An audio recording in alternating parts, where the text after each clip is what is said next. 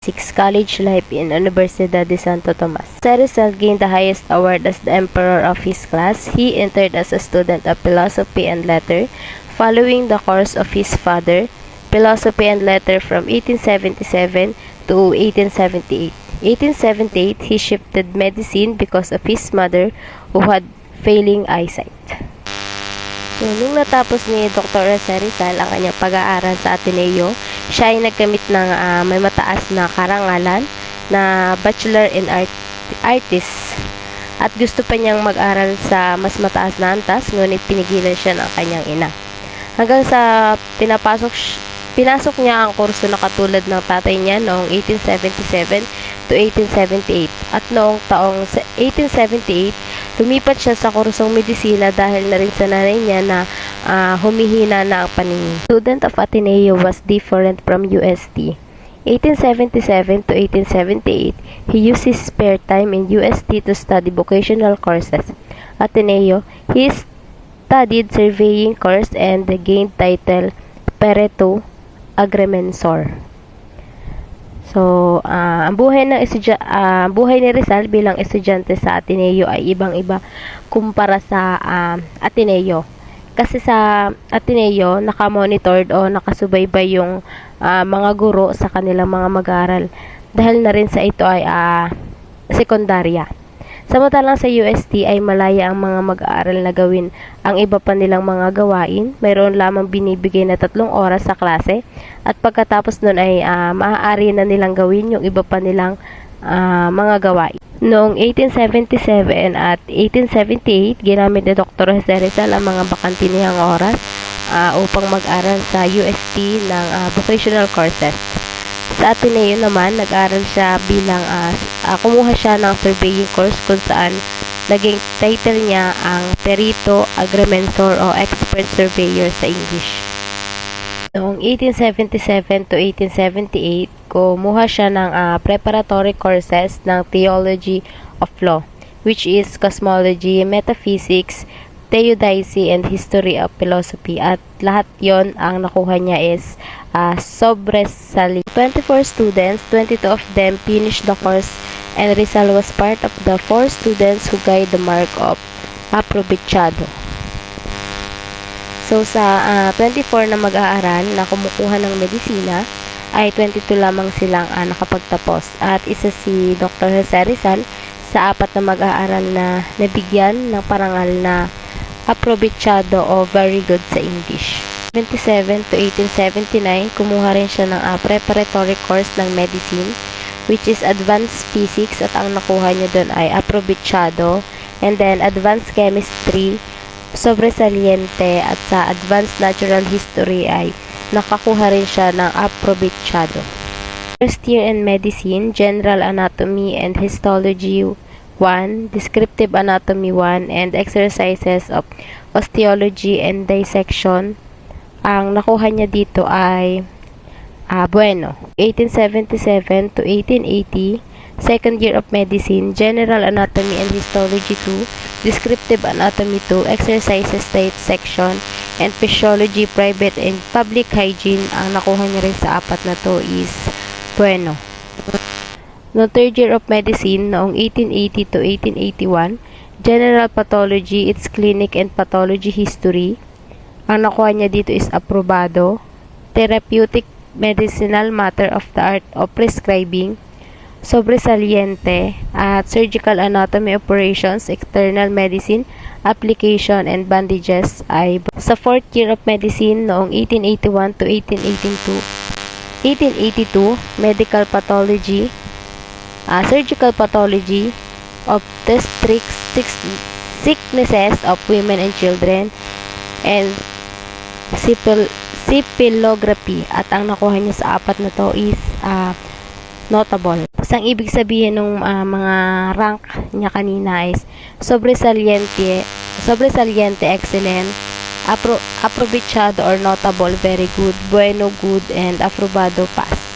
The literary triumph of Jose Rizal in UST. April 1880, Jose Rizal joined the competition which commemorated the death anniversary of Miguel de Cervantes.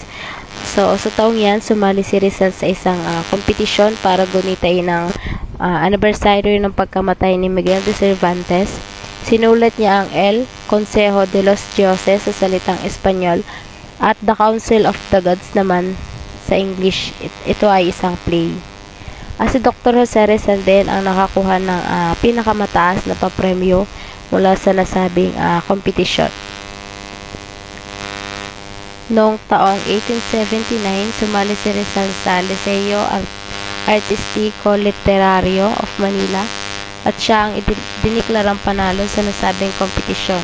At sinulat niya ang La Juventud Filipina or to the Filipino youth na ang purpose ay makapag-encourage o makapagbigay ng inspirasyon sa mga kabataang Pilipino na magsikap at paghirapan na maabot ang mga pangarap o mga mithiin. Ito yung to the Philippine youth.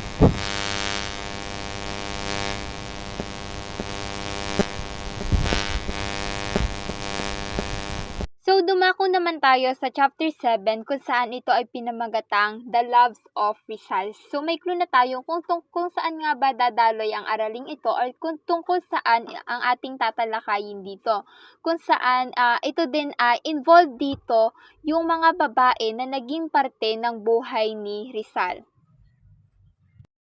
Mayroon tayo ditong 9 na mga babae na naging parte ng buhay ni Rizal. Una, si Segunda Katigbak, Leonor Rivera, Leonor Valenzuela, Consuelo Ortiga E. Perez, Osei San, Nelly Bosted, Josephine Bracken, Gertrude Beckett, at Susan Jacobi or Jacobi, kung saan sila yung mga babae naging parte ng buhay ni Rizal at iisa-isahin natin ngayon kung ano nga ba yung naging role or ano nga ba yung kwento behind that sa pagiging lover of Rizal or loves of Rizal. So, pagtuunan natin ng pansin itong unang si Segunda Katigbak. Si Segunda Katigbak, siya yung tinagurian na puppy love ni Rizal. Siya yung tinatawag na first sweet poison of love ni Rizal or Pepe, since yung Pepe ay yun yung kanyang parang naging nickname, di ba? So, una niyang nakita si Segunda sa Manila kung saan kasama nito ang kanyang fiancé na si Manuel Luz.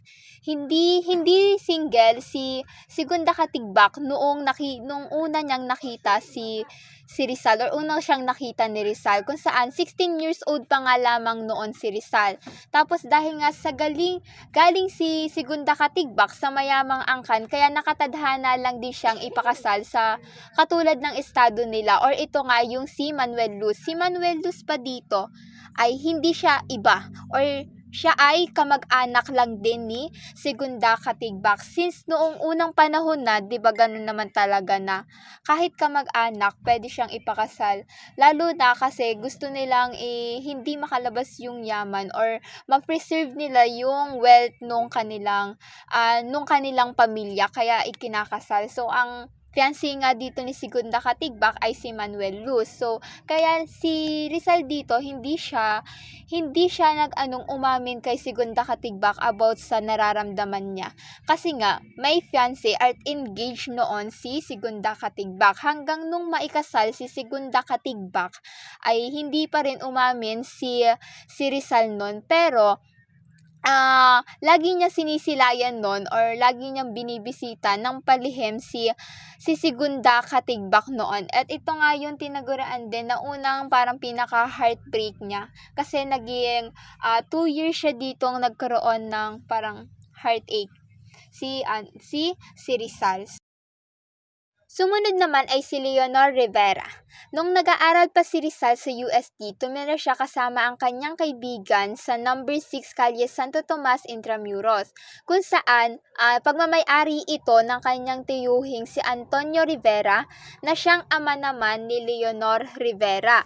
At si Leonor Rivera nga, pinsan siya ni Rizal, pero despite na pinsan siya ni Rizal and Leonor Rivera was 13 years old that time, na in love dito si Rizal. Tinatawag ni Rizal si Leonor Rivera na Tainis. Na according to Rizal, si Leonor Rivera daw, meron siyang oval face, charming siya, and has a sweet voice. Si Leonor Rivera nga din yung gumagamot noon or yung siya yung nagsisilbing nurse noon ni Rizal noong nasugatan siya dahil sa mga Spaniards dahil nga nagkaroon noon ng conflict sa mga Spaniards. Gayun din no, si Rizal and si Leonor Rivera naging engaged sila despite nga na cousin sila or magkamag-anak sila. Kaya ito din yung one of the reason kung bakit hindi nagkaroon ng serious relationship or other relationship si Rizal na seryoso doon sa nung nag-travel siya sa Europe. Pero my girl best friend na tinatawag nun si Rizal. At ito nga ay si Leonor Orang Valenzuela, which according to Rizal, she is more than of a friend. Nagkaroon din ng parang something kay Rizal, between Rizal and kay Leonor Valenzuela or Orang nga yung kanyang nickname, which is nagsusulatan nga sila ni Rizal pero using the invisible ink in their letters. And one thing din noong departure ni Rizal going to Europe, si Orang yung unang nakaalam or si Orang yung nakakaalam at hindi aware si Leonor Rivera about dito. Bago pa nga umalis si Rizal ay pinuntahan niya pa si Leonor Valenzuela dito sa kanila upang mag-goodbye kay Leonor Valenzuela. So bumalik tayo dito kay Leonor Rivera kung saan nag-intay nga ng 8 years si Leonor Rivera nung simula nung pagkaalis ni Rizal. At dahil nga hindi naman boto or ganong ka-approve sa mother ni Leonor Rivera, si Jose Rizal, ay siya yung nag-i-interpret ng mga letters ni Leonor to Jose or Jose Rizal and Jose Rizal to Leonor, kung saan inakala pa nga dito ni Leonor Rivera, ito yung iniisip niya na nakalimutan na siya ni Rizal. Kaya naman dumating doon sa punto nang nag-decide si Leonor Rivera na pakasalan yung isang Englishman na nangangalang Charles Keeping. Dahil nga din ito dun sa impluwensya ng kanyang ina. Pero despite that, hindi niya pa rin nakakalimutan si Rizal at bago nga siya namatay, ni-request pa nitong si Leonor Rivera na ang susuotin daw sa funeral niya or sa lamay niya ay yung dress na unang ginamit niya sa unang date nila ni Rizal. Sumunod naman ay si Consuelo Ortiga E. Perez kung saan siya ay anak ng isang mayamang Pilipino na nagsettle sa Madrid. At ito ay si Don Pablo Ortiga kung saan itong si Consuelo na in love siya kay Rizal. At si Rizal naman, parang napansin niya yung magandang mukha ni Consuelo kung saan nga, kasi nga meron siyang attractive face at yung kanyang katalinuhan. Gayunpaman, hindi pa rin naman niligawan nitong si Rizal itong si Consuelo kasi nga engaged siya nun kay Leonor Rivera at then yung kanyang kaibigan na si Eduardo Lete ay nililigawan itong si Consuelo. So, gusto nga ni Rizal na maging loyal pa rin kay Leonor Rivera at hindi masira yung friendship na nabuo nila ni Eduardo Delete at ni Rizal.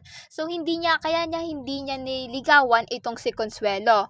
Pero, in-express niya naman yung feelings niya, yung nararamdaman ni Rizal kay Consuelo by writing a poem kung saan yung initials si Consuelo, yun yung ginawa niyang title.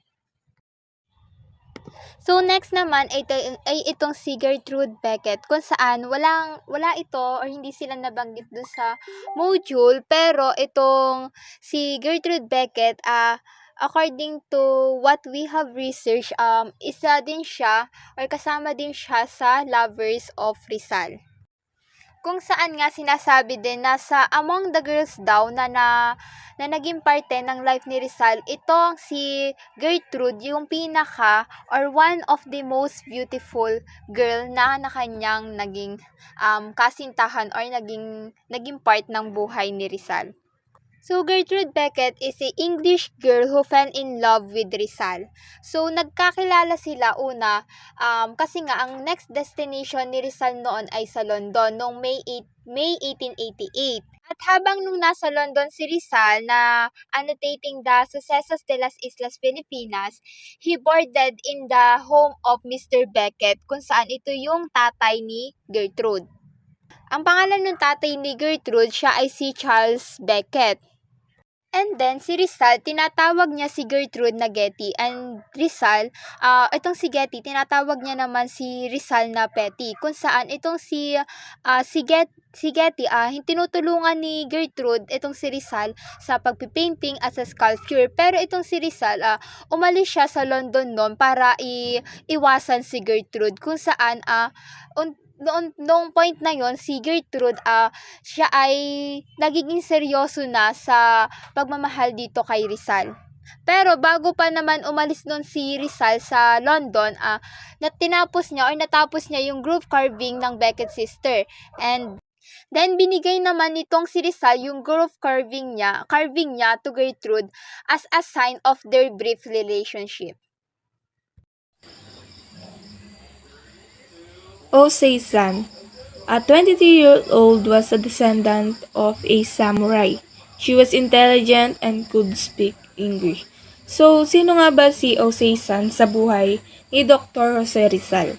So, si Osei-san ang isa sa dahilan kung bakit gusto magstay ni Dr. Jose Rizal sa Japan. So, nakilala ni Dr. Jose Rizal si Osei-san noong nagstay siya sa Embassy of Germany in Japan. So, siya din yung nagsilbing translator ni Dr. Rizal habang nag-stay si Dr. Rizal sa Japan. Si Dr. Rizal ay may ginawang isang liham para kay Osei-san at nakasaad doon na nobody could love and serve him like Osei-san did. So, ibig sabihin, si Osei-san lang yung nagparamdam sa kanya ng ganong pagmamahal na hindi niya naramdaman sa ibang babae na kanyang nakilala.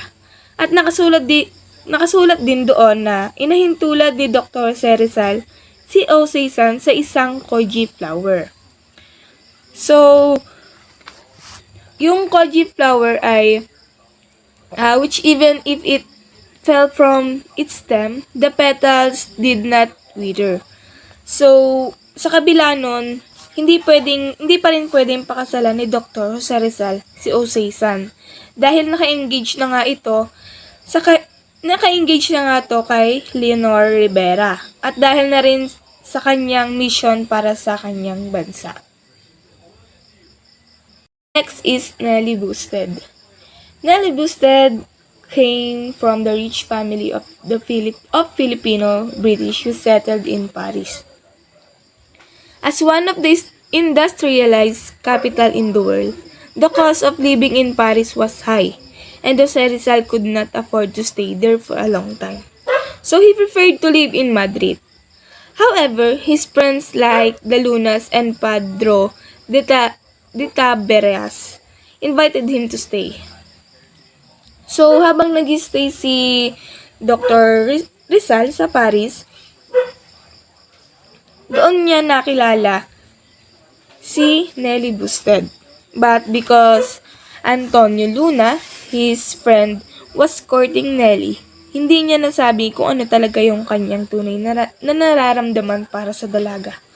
Napag-alaman din na may pagtingin si Nelly Boosted kay Dr. Jose Rizal nang mabasa ni Antonio Luna ang sulat ni Nelly para kay Rizal. At doon nagsimula ang conflict between Luna and Rizal. The end of conflict was the duel using swords of Luna and Rizal. But before they could kill each other, nakita ito ng kanyang mga kaibigan at doon pinigilan yung dalawa. Realizing that Jose Rizal was the real love of Nelly, Antonio Luna stopped courting her. So, tinulungan na lang ni Antonio Luna si Rizal para mas mapalapit kay Nelly. But, since Leonor Rivera already married, he could be engaged to Nelly. However, he was not able to marry her because of Nelly's condition to convert Rizal to Protestantism. This condition was impossible for Rizal because of his mother who was devoted in Catholic. So, the next one is Suzanne Jacobi. So, Rizal met Suzanne Jacobi at Brussels, Belgium, and Alas Flores de Helder Bridge. So, Suzanne Jacobi, also called Petit, got to know and was attracted to skillful and enigmatic Filipino, which is Dr. Jose Rizal. So, Dr. Jose Rizal might have had a somewhat romantic relationship or yung nauuso ngayon sa atin na mutual understanding. But the relationship was most likely not the serious, as Rizal did not mention Susana Jacobi in his letter to his intimate friends. So, Susana shed tears when Rizal left Belgium toward the beginning of August 1890. She was said to have made Susana's sculpture, which he unexplained to give to his friend Valentin Ventura. So, leaving Brussels, Rizal left the young Suzanne a box of chocolate. Then, 2 months later, Suzanne wrote him a letter saying na, "After you left I did not take the chocolate. The box is still intact as on the day of your parting. Don't delay too long writing us because I wear out the soles of my shoes for running to the mailbox to see if there is a letter from you. There will never be any home in which you are as so loved as in that in Brussels. So you little bad boy, hurry up and come back." So doon sumulat si Suzanne Jacobi kay Rizal simula nung umalis siya sa Brussels, Belgium.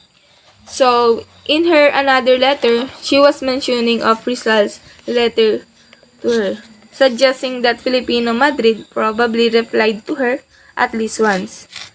But dito din napag-alaman ni Suzanne Jacobi na one-sided lang yung kanilang relationship o siya lang yung may gusto na magkaroon sila ng romantic relationship. The next is Josephine Bracken. Josephine Bracken was the dulce estranghera in the life of Rizal.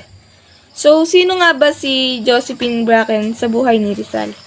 So, Josephine went to the Dapitan together with George Topper, yung nag-adapt sa kanya na isang bulag.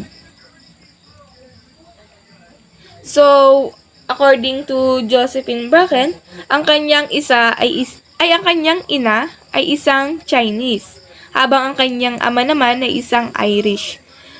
She had a little education and mysterious origin, so Doña Chodora called her Galondrina or swallow or bantog.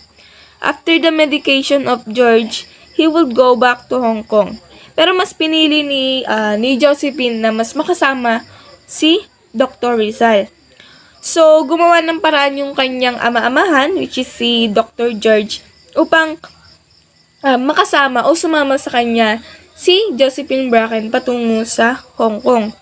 So, sabi according to Josephine, sabi ng kanyang ama-amahan, he would commit suicide if she could not go with him. So, nagtungo si Josephine sa Manila together with George, and after a month, she went back to Dapitan and lived with Jose Rizal. Jose Rizal wanted to marry Josephine, but he had to retract everything that he wrote against the friars before they could be allowed to be married in the church, since during those time there was no civil wedding. Jose and Josephine live as a family in Dapitan even without the blessing of the church, and Josephine got pregnant. So doon nabuntis si Josephine nung nanirahan sila sa dapitan. However, Josephine had miscarriage. Dito nakunan siya during her 8-month pregnancy. After the death of their son, Jose and Josephine continued their relationship. And Jose did everything to encourage his family to accept Josephine. Pero hindi pa rin matanggap ng pamilya ni Jose Rizal si Josephine Bracken. So, after mamatay pagkamatay ni Jose Rizal rather, Josephine left Rizal's family and brought the important documents of Rizal and some paintings of Luna which were given to Rizal. She was also the source of the retraction of Jose Rizal because she wanted to claim that Rizal married her so that she could get inheritance of Jose Rizal, since the marriage would make her the legal wife. Pero hindi tinanggap ng pamilya ni Jose Rizal si Josephine. So she went to Hong Kong and sold the document and Rizal's painting. Rizal at the Dominican University of the Philippines. Ang pagtatapos ni Rizal sa Bachelor Artes at Ateneo Municipal ay nagbigay sa kanya ng karapatan na makapasok sa mas mataas na pag-aaral sa isang universidad. Bagamat tutol si Doña Teodora sa paghahangad ni Rizal ng mas mataas na edukasyon dahil sa takot na maaaring mangyari sa kanya. Dahil sa pagiging martir ni Gumbursa, nagpasya si Don Francisco na ipadala si Rizal sa UST, ang Dominican University of the Philippines. Itinatampok sa kabanatang ito ang paghahangad ni Rizal ng mas mataas na edukasyon sa bansa. Enrollment at the University of Santo Tomas. Sa simula, hindi tiniyak ni Rizal kung anong kurso yung kanyang tatahakin pagkatapos niyang magtapos ng may karangalan sa Ateneo. Medyo hindi siya sigurado kung ano yung karera na kanyang tatahakin. Ang kanyang mga dating Jesuita na tagapagturo ay nagmumungkahi na si Rizal ay dapat daw ay kumuha na lamang alinman sa pagpapari or sa pagsasaka. So, naisip ni Rizal na pumasok sa batas ng medisina. Hinihikayat siya ng kanyang kapatid na si Pasiano na mag-aboga siya dahil sa kanyang paniniwalang hindi makakamit ni Rizal ang propesyon dahil sa mga kalagayang politikal sa bansa noong panahon na iyon. Hindi tiniyak kung ano ang kukunin niya. Noong 16 na taong gulang na si Rizal ay nagpatala ng kursong filosofiya at mga liham sa kanya noong taon sa UST noong 1887 to 1888.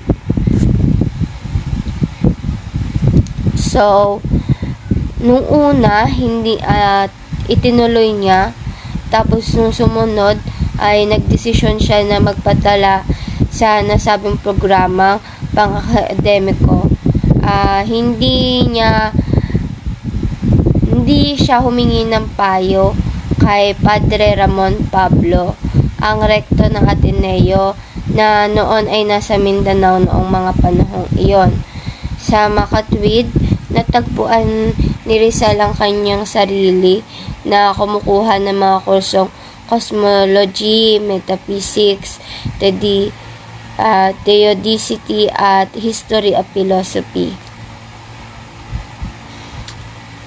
So, sa panahong ito, nag-enroll si Rizal sa kursong surveying sa Ateneo.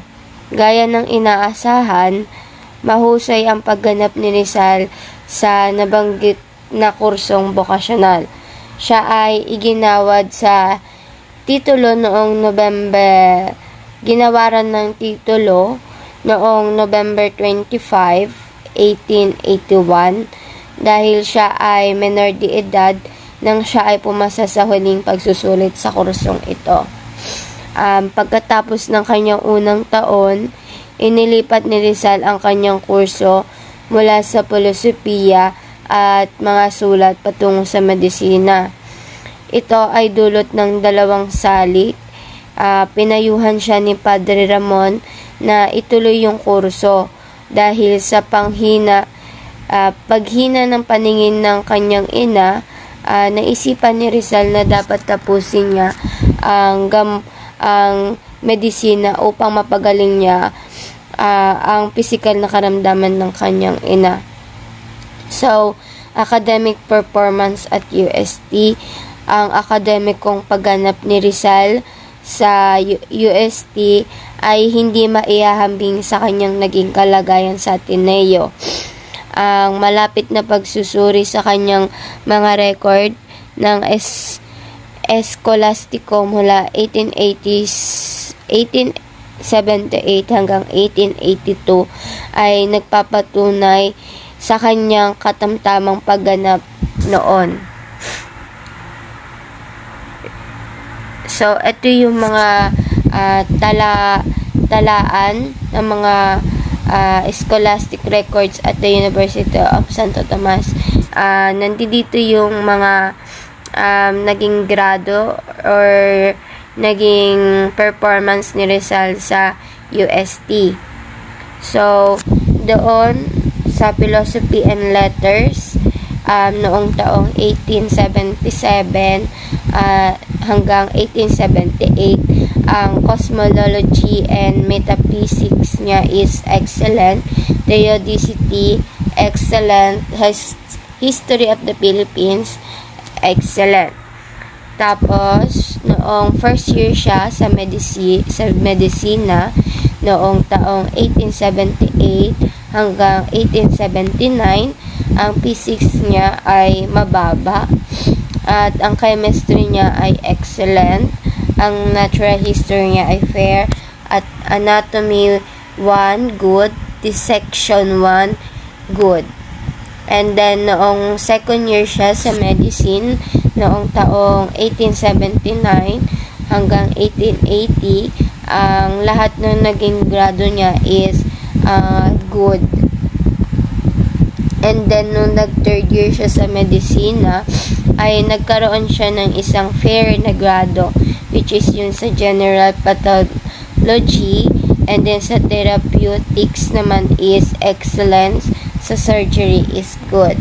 And then nung nag-fourth year siya, noong taong 1881 hanggang 1887, lahat naman ng ay nakakuha siya ng very good or napakahusay. Bakit hindi maganda ang naging performance ng magaling na si Rizal sa UST? Noong una, hindi siya nasiyahan si Rizal sa kanyang pag-aaral doon sa UST. Ang kanyang kalungkutan sa UST ay mayroong 3 factor. Una, ito yung puot ng mga profesor ng Dominicano kay Rizal. At ang pangalawa ay diskriminasyon sa lahi laban sa mga estudyanteng Pilipino. At ang pangatlo ay laos at panupil na paraan ng pagtuturo sa UST. Mula sa scholastic records ni Rizal ay kitang-kita na hindi siya magandang material para sa kursong medical. Ang kanyang mga marka ay karamihan sa mga ito ay mabababa ang kanyang nakukuha, na nagpapahiwatig na ang medisina ay hindi ang kanyang tunay na bokasyon kundi ang sining. Hindi rin siya nasiyahan sa sistema ng edukasyon sa UST. Marahil ito ay dahil sa disiplinang Heswita na kanyang pinagdaanan, kung saan ang mga propesor ay naghihikayat at nauunawaan na sa katunayan ay nagbibigay sa kanya ng pangganyak na paunlarin ang kanyang mga talento. Ang kawalang kasiyahang ito sa sistemang Dominikano ay maaaring dahil sa hindi ginagamit at mapanupil na paraan ng pagtuturo na ginamit ng mga profesor ng Dominikano. So, sa binigyang diin ito ni Rizal sa kanyang nobela, yung El Filibusterismo sa pamamagitan ni Padre Milon, ang profesor sa Pisik at Placido Pinentente, isa sa mga estudyanteng Pilipino sa nabanggit na signatura. Sa Philly, ikinalulungkot ni Rizal sa pamamagitan ni Placido kung paano ginawa ang pagtuturo sa agham sa universidad at kung paano itinrato ng mga profesor ng Espanyol ang mga estudyanteng Pilipino na may potensyal na maging mahusay sa klase. Hindi na ito totoo ngayon kung isa sa alang-alang na ang UST ay isa na sa pinakamahusay na institusyon sa mas mataas na edukasyon sa bansa ngayon. Bukod sa dalawang salik na binanggit, ang hindi kasiyasiyang pagganap ni Rizal ay maiugnay sa kapanapanabik na distraction ng mga kabataan na kanyang naranasan bilang isang mag-aaral sa Maynila. Si Rizal ay nagbahagi sa mga babae noong panahon ng kanyang mga estudyante sa UST. Noong una, na-inlove siya kay Segundina Katimbak ng Batangas, na madalas niyang binibisita sa boarding house nito. Nang malaman niyang ikakasal na si Segundina, ibinaling niya ang kanyang tingin sa ibang babae. Sa katunayan, noong panahon na iyon ay nililigawan niya sina Leonor o Orang Valenzuela at Leonor Rivera. Matapos malaman na ni Orang ay nakipagtipan ito sa ibang lalaki at itinoon ni Rizal ang kanyang pagsisikap kay Leonor Rivera, ang kanyang pinsan.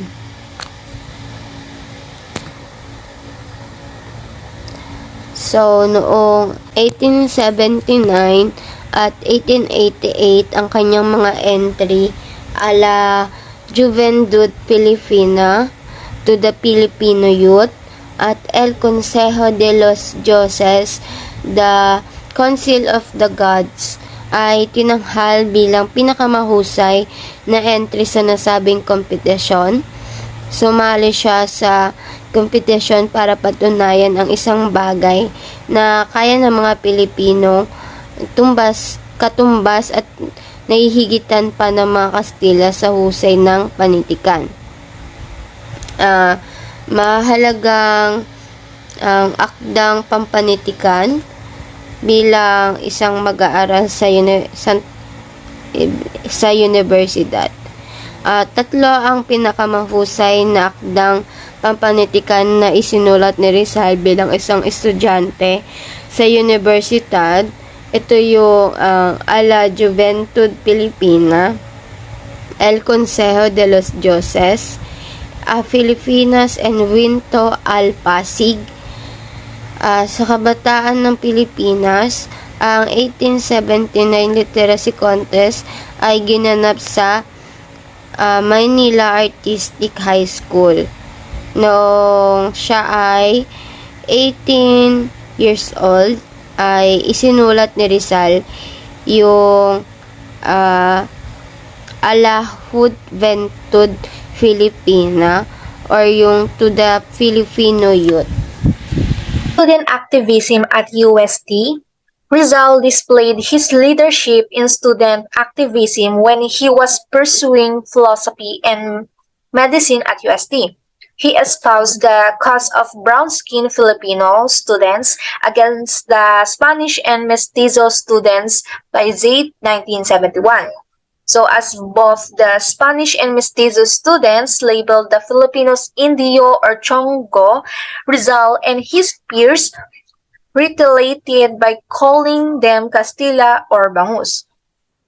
Bitter hostility existed between these two groups of students at UST.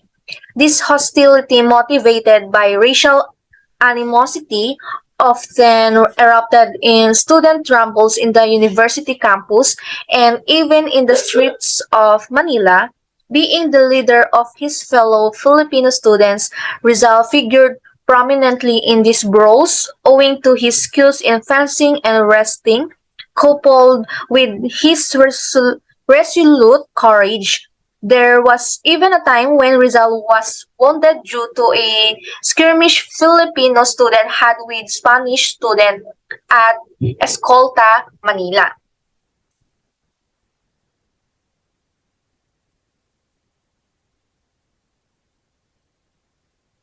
So in order to show their Spanish detractors that Filipino students were united, Rizal organized a secret society of Filipino students.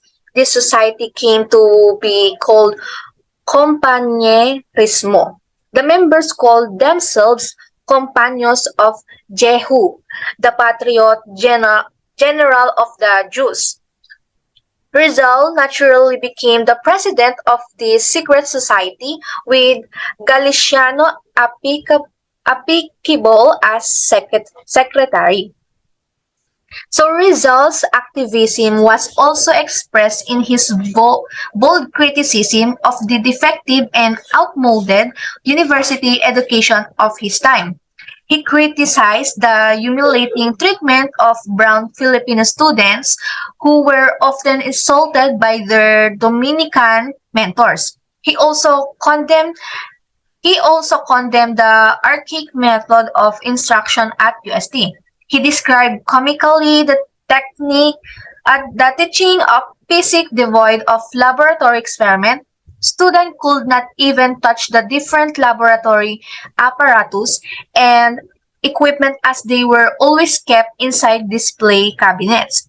Moreover, favoritism and skin color, not meritocracy and intellectual brilliance, were the criteria for judging the actual academic performance of the student.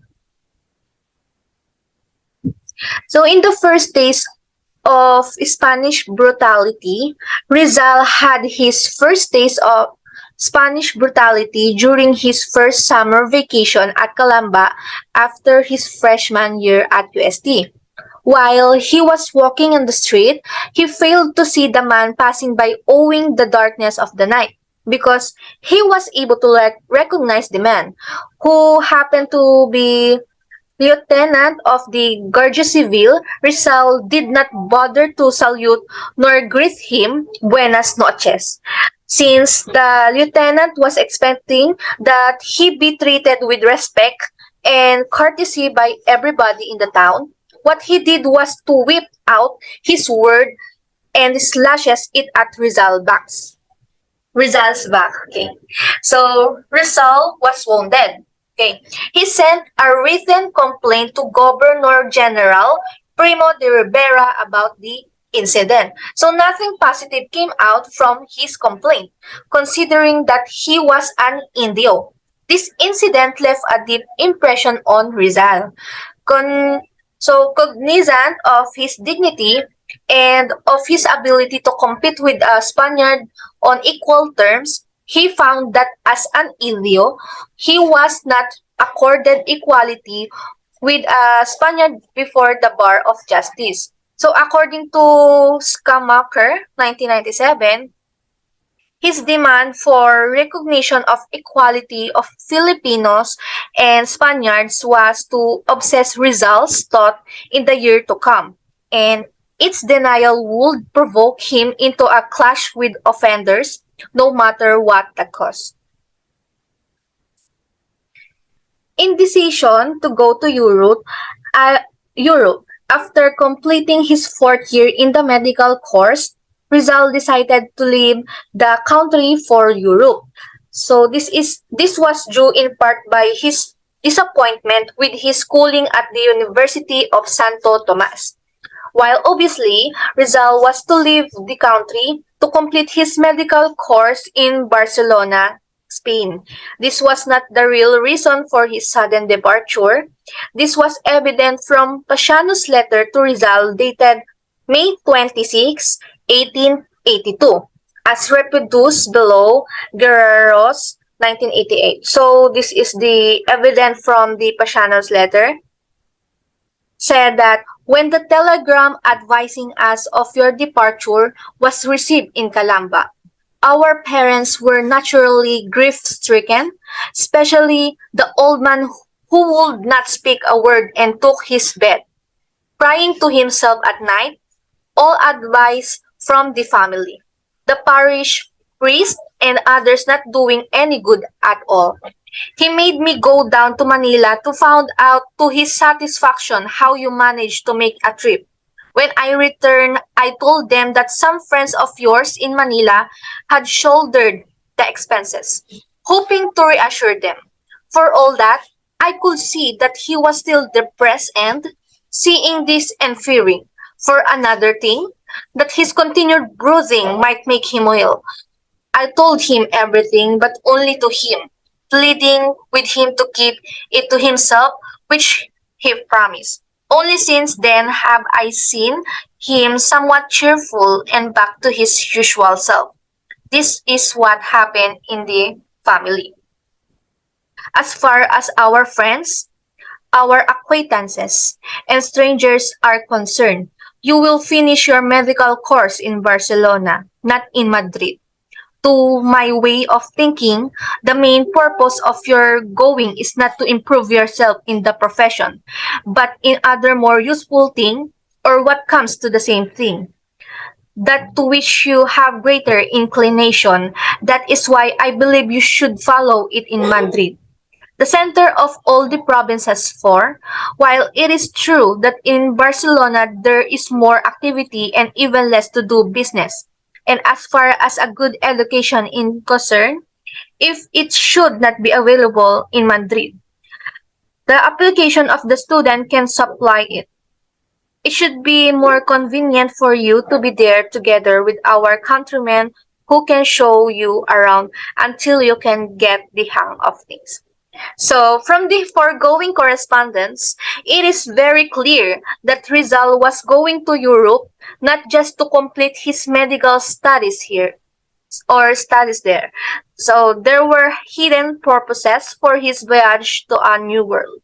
It can be inferred from Pasiano's letter to Rizal's that the following were the real purposes of Rizal's voyage to Europe: to make a name for himself in the realm of journalism, to observe and study European society, and to prepare himself for the task of liberating the Filipinos from Spanish tyranny. So that's all.